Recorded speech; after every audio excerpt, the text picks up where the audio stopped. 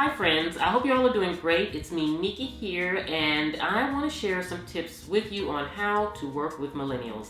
And I know when you saw the title, you may or may not have had a negative connotation about this video, but honestly, this is a very positive video, and I, for one, am not a millennial, but I absolutely love working with them. Not that we don't have our challenges, but that's the purpose of this video, is to share how we get over those hurdles. So let's jump right in. Okay, so first let's talk about the actual workspace. For me, with my generation, if you had your own office, you were excited. To come into an office and, you have your own space was just a huge perk in the workforce. But that's not how that's not what I found, basically, that millennials feel. They love to be together. They would rather have an office together than to be alone. And, when I opened my business, everyone had their own office and I thought they would love it, but they didn't. And then when we made the transition of putting them together, they're much happier, productivity is up, and it really works. So that was a learning lesson for me, but that simple tweak worked for me because I have more space in the office and they are actually happy.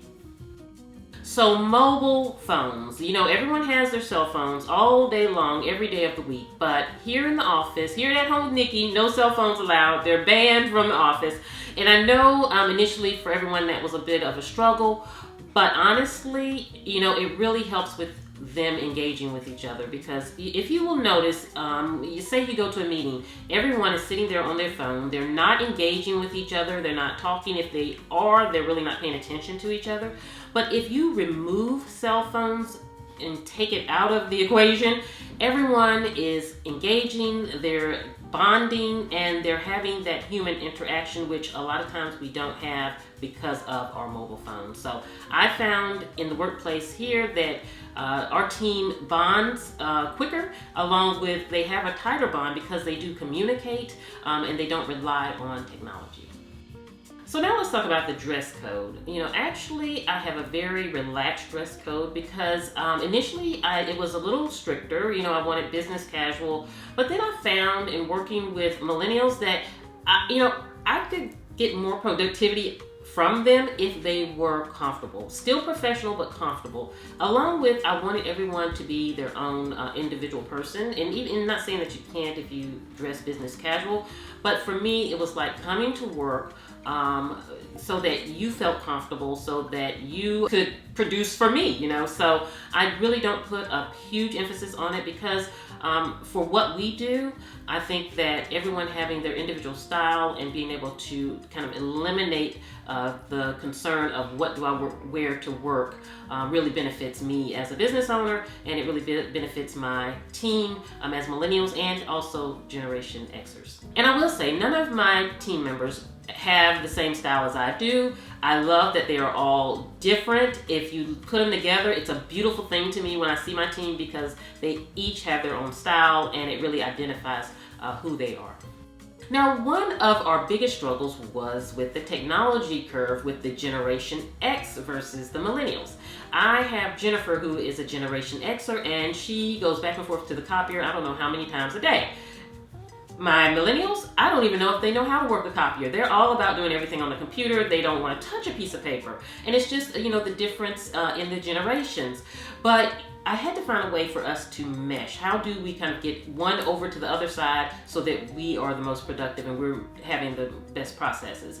So, for example, let's just talk about simply answering the phone. Now I have my Generation Xer, Jennifer. When she answers the phone, she grabs her pad and she writes down the message and she passes it along. Whereas Brianna, my millennial, she is not going to touch a pad. She is going right to the computer to email that message to that individual. So as you can see, it's two different ways of working. They both work, but we had to find a way to get which one was the most productive, and then getting that person to come to the other side. So how do we get one to the other side? How do we get a Generation Xer to come over to the millennial side, or a millennial to Generation Xer side? So here's what I did as far as our productivity and schedule. So we started out with written out schedules. Every duty that everyone had, it was kind of scheduled out. I feel like you need to do this in order to really be able to see how productive you are and to stay productive. It's worked for me. But I'm a Generation Xer, so writing down does work for me. My team, my millennials, I, discussed this with them and handed it to them. Oh, the side eyes, I can only imagine. I'm surprised I didn't feel the heat. But by the end of the week, they were over to my side. They really saw how by writing down their schedule, they could be more productive and they could really feel accomplished by the end of the day. So not that we had to stay in that mode of writing it down every day, but I really wanted them to see how they really needed to look at their schedule. And that was my way of being able to show them that. So after a week, we transitioned into the planners, and we're planner people around here. So, writing down your schedule on your own in your planner, and that way they know the process of doing it and they feel comfortable with it and they understand why it has an importance.